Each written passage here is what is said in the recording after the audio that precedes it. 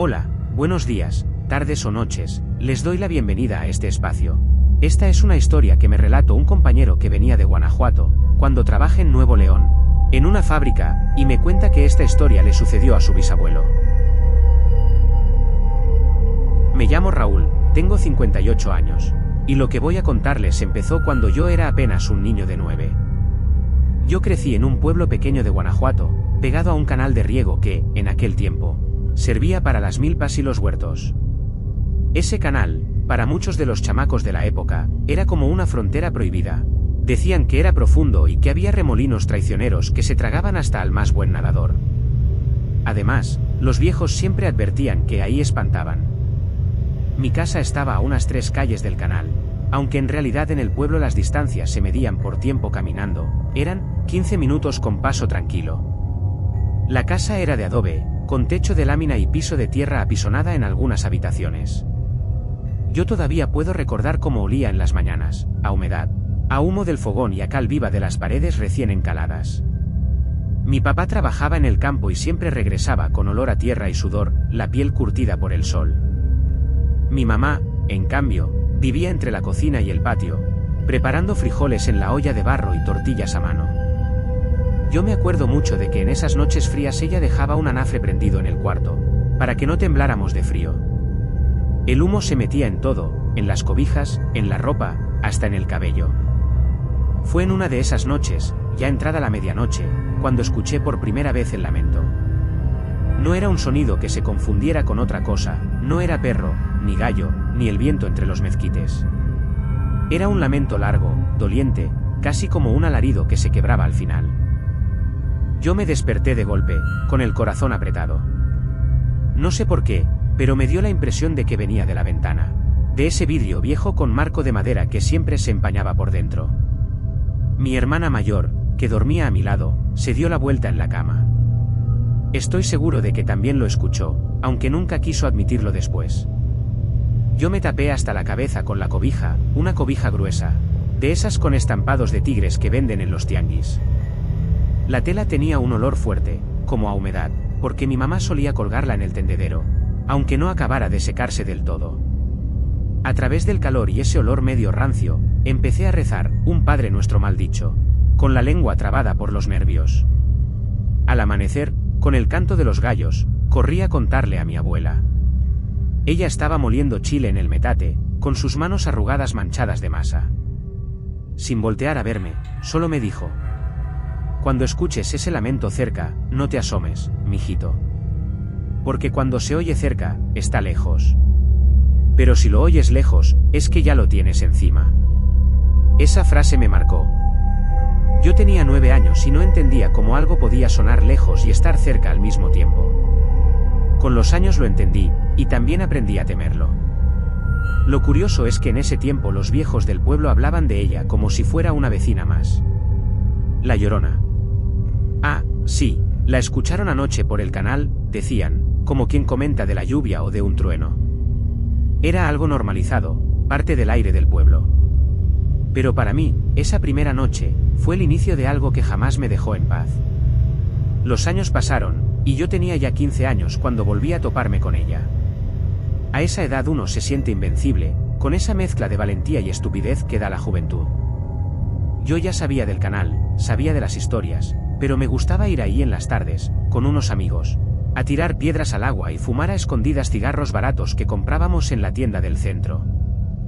Una de esas noches, ya casi entrando la temporada de lluvias, me tocó regresar solo. Había acompañado a un amigo hasta la entrada del pueblo, y en vez de dar la vuelta larga por la plaza, me fui por el camino del canal, el atajo. El aire estaba cargado, húmedo, con ese olor a tierra mojada que anuncia tormenta. Recuerdo el sonido de mis tenis sobre el terraplén, el crujido de las piedritas bajo mis pasos, y el zumbido de los grillos escondidos entre el pasto. La luna estaba apenas cubierta de nubes, dándole a todo un tono gris azulado. Y entonces la escuché. El lamento, otra vez. Igual que cuando era niño, pero ahora más fuerte, más cercano. Me detuve en seco. Me temblaron las piernas. Sentí la piel de gallina recorrerme desde la nuca hasta las manos. Me quedé parado, tratando de convencerme de que era el viento, pero el viento no llora, y menos con esa voz de mujer desgarrada. Di un paso atrás, y en ese momento vi algo. Junto al canal, en la parte donde el agua hacía un remolino oscuro, había una figura blanca. Alta, delgada, con el cabello larguísimo, negro como la noche. No caminaba, parecía flotar, como si el suelo no le pesara. Yo me quedé helado, con la boca abierta, sin poder gritar. El olor del ambiente cambió, de pronto ya no era tierra mojada, sino un hedor a agua estancada, a azufre, como cuando el canal sacaba burbujas de podredumbre. Ella se giró. No tenía rostro. Eso es lo que más recuerdo, donde debían estar los ojos, la nariz y la boca. Solo había una especie de mancha oscura, como sombra. A pesar de eso, sentí que me estaba mirando, fijo, directo. Fue ahí cuando escuché el agua. El canal empezó a agitarse como si alguien enorme chapoteara dentro. Una corriente invisible me jalaba los pies, aunque yo estaba en tierra firme. Era como si las piedras bajo mis zapatos se movieran solas hacia el borde. No sé cómo lo logré, pero me solté del embrujo. Me hice para atrás corriendo, tropezando, y grité. Grité tan fuerte que sentí que se me rompía la garganta. La figura dio un paso, o más bien, se deslizó hacia adelante, y justo en ese instante cayó un rayo, iluminando todo. Cuando la luz blanca me cegó, ya no había nadie. Ni la figura, ni el agua moviéndose. Solo yo, empapado de sudor frío, con el corazón a 1000 por hora. Llegué a mi casa llorando, con las manos temblando tanto que no podía abrir la puerta. Mi mamá salió alarmada, y al olerme me dijo: ¿Qué pasó? ¿Por qué hueles a río? Yo no había tocado el agua. Pero mis pantalones y mis zapatos estaban húmedos, como si me hubieran sacado a la fuerza del canal. Después de esa noche en el canal, yo nunca volví a ser el mismo. Quiero aclarar, no fue cosa de me asusté y ya. No. Fue como si esa presencia se me hubiera pegado, como si hubiera dejado una sombra conmigo. Los primeros días tenía pesadillas. Siempre era lo mismo, yo soñaba que caminaba descalzo hasta el borde del canal y veía mi reflejo en el agua. Pero no era yo. Era ella, con el cabello cubriéndole el rostro. Y lo peor, en el sueño yo no podía moverme, como si mis pies estuvieran hundidos en lodo. Me despertaba empapado en sudor, con un sabor metálico en la boca, como a sangre. Mi mamá pensaba que era porque estaba en la edad de crecer y que seguro necesitaba más descanso, pero yo sabía que no era eso. Poco a poco, empezaron las cosas raras en la casa. Mi hermana mayor decía que me escuchaba hablar solo en las noches, murmurando cosas en voz baja. Mi papá una vez me despertó a empujones porque me encontró de pie junto a la ventana, mirando hacia la calle, con los ojos abiertos, pero totalmente dormido. El cuarto también cambió. Anteolía a humo del anafre y a la ropa recién lavada de mi mamá. Pero desde esas noches, cuando apagábamos la lámpara de petróleo, el aire se llenaba de un olor a humedad rancia, como trapo mojado guardado en una bolsa. Yo juraba que hasta escuchaba gotas caer en la esquina, pero cuando prendíamos la luz, no había nada. Una vez, a media tarde, mientras mi mamá molía maíz, me pidió que trajera agua del cántaro. Yo levanté la tapa y me quedé helado. Flotando en la superficie había un mechón de cabello negro, largo, que no era de nadie en la casa. Lo tiramos, pero yo no pude dejar de pensar en aquella figura junto al canal. Con el tiempo, la cosa se volvió más pesada. Había noches en las que despertaba sintiendo que alguien me respiraba en la nuca, un aire helado, con olor a río estancado. Más de una vez me levanté con los tobillos enrojecidos, como si me hubieran amarrado con cuerda, aunque no había marcas claras. Yo ya tenía 17 años y estaba flaco, ojeroso, y siempre cansado. La gente del pueblo empezó a hacer comentarios, que me veía desganado, que parecían enfermo del susto. Y en ese entonces fue mi abuela la que me llevó con un curandero del pueblo vecino, porque ella decía que lo que me pasaba no era cosa de doctores. Mi abuela fue la que tomó la decisión. Ella siempre fue creyente de santos y rezos, pero también tenía un respeto enorme por lo que llamaba los trabajos de la tierra. Un domingo temprano me subió a la camioneta vieja de mi tío y nos fuimos al pueblo vecino, un lugar llamado San Bartolo. Ahí vivía don Jacinto, un curandero que en ese tiempo tenía fama de ver cosas que los demás no podían. Su casa estaba en la orilla del pueblo, hecha de adobe y madera, con un patio lleno de gallinas que picoteaban hasta entre los pies de los visitantes. El aire olía a copal quemado, mezclado con hierbas secas colgadas en racimos en la entrada, ruda, romero, pirul. Yo iba nervioso.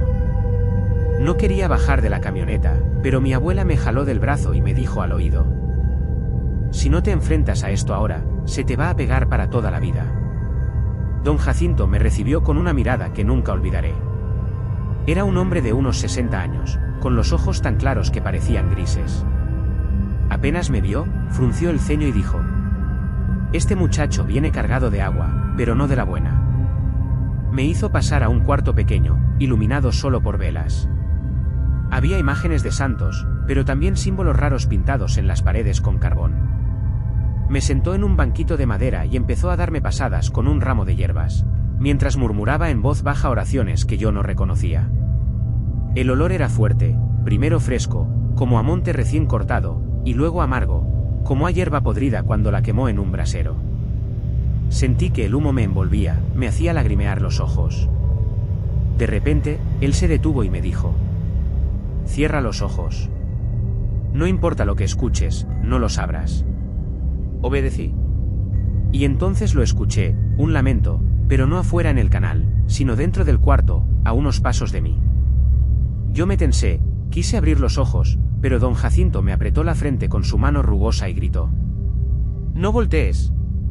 El lamento se volvió un chillido, agudo, insoportable. El aire se heló de golpe, como si hubiéramos abierto la puerta en pleno diciembre. Sentí que algo me jalaba del pie izquierdo, un tirón seco, y caí de la banquita al suelo. Mi abuela empezó a rezar en voz alta, yo escuchaba su voz quebrada, mientras don Jacinto arrojaba puños de sal al piso y gritaba: no lo vas a llevar. Aquí no. No sé cuánto duró, pero a mí me pareció eterno. El sonido se fue apagando poco a poco, como si se retirara por un túnel. Cuando abrí los ojos, don Jacinto estaba empapado en sudor, respirando agitado. Me ayudaron a levantarme. Yo sentía el cuerpo pesado, como si me hubieran golpeado. Don Jacinto, con la voz ronca, dijo algo que me heló la sangre. Se fue, pero no para siempre. Esa mujer ya te conoce. Y cuando conozca tu sangre, va a volver. Mi abuela guardó silencio, como si entendiera lo que eso significaba. Yo no del todo. Pero esa frase se quedó marcada en mí como una maldición. Pasaron los años. Yo crecí, trabajé, me casé, tuve hijos. El recuerdo de aquella presencia me acompañaba, sí, pero cada vez más como una cicatriz vieja que como una herida fresca. Me aferré a pensar que lo que hizo don Jacinto funcionó, aunque en el fondo siempre me quedaba la duda de sus palabras: cuando conozca tu sangre, va a volver. Hace unos años me convertí en abuelo. Mi nieto, Emiliano, llegó a darme la felicidad que no pensé que sentiría otra vez. Un niño inquieto, lleno de vida, con esos ojos que parecen verlo todo. Yo lo cuidaba por las tardes cuando mi hija trabajaba, y en esa rutina simple encontré paz. Hasta que empezó lo raro. La primera vez fue un comentario de él, sin importancia aparente. Tenía 5 años y estaba jugando con sus carritos en la sala. Yo estaba en la mecedora, medio cabeceando, cuando lo escuchó decir en voz baja: no, señora, yo no quiero ir. Me incorporé y le pregunté con quién hablaba. Él, tranquilo, me señaló hacia la ventana que da al patio y dijo: con la señora de pelo largo. Sentí un escalofrío que me recorrió la espalda. Me acerqué rápido, miré al patio, pero no había nadie. Esa noche apenas pude dormir, y al amanecer encontré la ventana empañada por dentro, como si alguien hubiera respirado ahí toda la madrugada. A los días, los olores empezaron a regresar. El mismo hedor a agua estancada, a trapo húmedo guardado, aparecía en rincones de la casa. A veces en el cuarto de Emiliano, a veces en el pasillo, y siempre sin explicación. Yo me acordaba demasiado bien de ese olor. Luego vinieron los sueños. Emiliano despertaba llorando, diciendo que una mujer lo llamaba desde el Río Grande. Yo nunca le hablé del canal ni de lo que me pasó, jamás. Pero las palabras eran idénticas a las que me torturaban en mi juventud. Una tarde, mientras mi hija cocinaba, escuchamos un golpe en el patio. Salí a ver, y ahí estaba mi nieto, parado justo en la orilla del pozo viejo, ese que ya no usamos pero que nunca tapamos. Él estaba con los brazos extendidos, como si alguien invisible lo estuviera jalando hacia adelante. Lo agarré a tiempo, lo jalé con fuerza y él gritaba: «Abuelo, no me deje ir con ella». Ese fue el momento en que supe que había vuelto. Y que esta vez no venía por mí. La noche en que todo estalló recuerdo que el cielo estaba despejado, sin luna. Una oscuridad completa, como si alguien hubiera apagado hasta las estrellas. Mi hija se había quedado a dormir en casa, y Emiliano estaba en su cuarto, profundamente dormido. Yo estaba en la mecedora de la sala, leyendo un periódico viejo, cuando lo escuché. Ese lamento. Profundo, aterrador, algo fuera de este mundo. Me quedé paralizado. No era un eco distante, era dentro de la casa. El aire se volvió helado de golpe, tan frío que vi salir vapor de mi boca. Y entonces llegó el olor, agua estancada, podrida, como si hubieran vaciado un balde de río muerto en la sala. Me levanté de un brinco y corrí al cuarto de Emiliano. La puerta estaba entreabierta, y desde adentro vi una luz tenue, como si alguien estuviera sosteniendo una vela. Pero yo sabía que no había ninguna vela encendida. Al entrar, la sangre se me heló. Mi nieto estaba flotando a unos centímetros de la cama, con los brazos extendidos hacia la ventana abierta. Su cuerpo se mecía suavemente, como arrastrado por una corriente invisible. Y junto a él, en la penumbra, estaba ella. Alta, blanca, con el cabello larguísimo cubriéndole el rostro. El lamento llenaba todo el cuarto, vibraba en las paredes, hacía temblar los vidrios de la ventana. «¡Déjalo!», grité con todas mis fuerzas, y me lancé a sujetar a Emiliano por la cintura. Sentí un tirón brutal, como si de verdad alguien jalara del otro lado. Mis brazos ardían del esfuerzo, mi nieto lloraba y repetía: «No quiero ir, abuelo, no quiero ir». La figura se giró hacia mí. Y ahí, por primera vez, pudo ver algo bajo ese velo de cabello, unos ojos vacíos, negros, como pozos de agua sin fondo. Me atravesaron de lleno, y sentí que mi fuerza se desvanecía. Entonces recordé a don Jacinto. Recordé cómo arrojaba la sal, cómo rezaba con rabia, no con miedo. Con el poco aire que me quedaba, recité el Padre Nuestro, pero no como cuando era niño, no temblando, sino gritando cada palabra con furia. El ambiente se estremeció. La figura chilló, un sonido insoportable que me hizo sangrar los oídos. El cuarto entero olía a azufre y humedad podrida. Emiliano cayó de golpe en la cama, jadeando, mientras la ventana se cerró de un portazo. La mujer se desvaneció como humo, dejándome tirado en el suelo, sin aliento. Abracé a mi nieto con todas mis fuerzas. Mi hija llegó corriendo, asustada por los gritos, y me encontró llorando, con el niño en brazos. Yo no supe qué explicarle, solo repetía una y otra vez: «No se lo llevó. No se lo llevó». Desde esa noche, duermo con un crucifijo en la cabecera y sal esparcida en cada esquina de la casa. Emiliano ya no volvió a mencionarla, aunque a veces lo veo mirar fijo hacia la ventana, como si alguien lo llamara en silencio. Yo sé que no la he vencido. Ella no se rinde. Solo está esperando. Ahora que lo pienso bien, ya tengo 58 años, y llevo casi toda mi vida con esta sombra siguiéndome. Nunca he podido olvidarla, aunque he tenido épocas en las que la sentía lejos, casi desaparecida. Pero siempre vuelve. He aprendido que estas cosas no se vencen del todo. No son como los hombres, que uno los enfrenta con palabras o con golpes. No. Lo de ella es distinto. Es paciencia, es esperar. Y yo ya no soy el muchacho fuerte que una vez le resistió en el canal. Ahora soy abuelo, y temo más por los míos que por mí mismo. Sé que llegará el día en que vuelva a intentar llevárselo a él, o a otro de los míos. Y por eso quiero dejar estas palabras, como una especie de testamento para mi familia. Nunca respondan a su llamado. Si escuchan el lamento, ya sea lejos o cerca, no contesten, no preguntan nada. El que responde, se ofrece. Mantengan siempre la casa limpia de oscuridad. No me refiero solo al polvo. Hablo de las esquinas. Coloquen sal en las 4 esquinas de cada cuarto. Cámbienla cada luna nueva. Esa sal vieja entiérrenla en la tierra, lejos de donde vivan. El agua bendita no basta. Lo que aprendí de don Jacinto es que la fe es fuerza, pero la tierra también protege.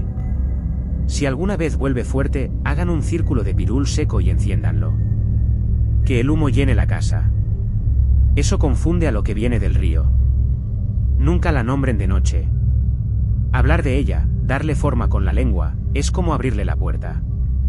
Si van a mencionarla, que sea de día, bajo el sol. Recen con rabia, no con miedo. Esto lo entendí muy tarde.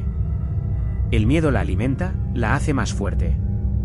Pero el rezo con rabia, con coraje de defender lo propio, la ahuyenta. No importa si es un Padre Nuestro o una simple súplica. Háganlo con furia. Eso es lo que les dejo. No riquezas, no tierras. Solo estas advertencias. Porque sé que lo que me siguió desde niño no me busca solo a mí. Busca la sangre, busca a los míos. Si algún día me voy y la vuelven a escuchar, no lo duden, enciendan las velas, la sal, el pirul, y recen como si se les fuera la vida en ello. Porque en verdad, se les puede ir. Y aunque he peleado toda la vida contra esa voz que llora por hijos que no son míos, sigo creyendo en algo. Que lo único que puede romper esa condena es que mi familia se mantenga unida. Ella se alimenta de los que están solos. Si me llevan en la memoria y me recuerdan como quien les enseñó a no rendirse, entonces, aunque vuelva, jamás los va a vencer.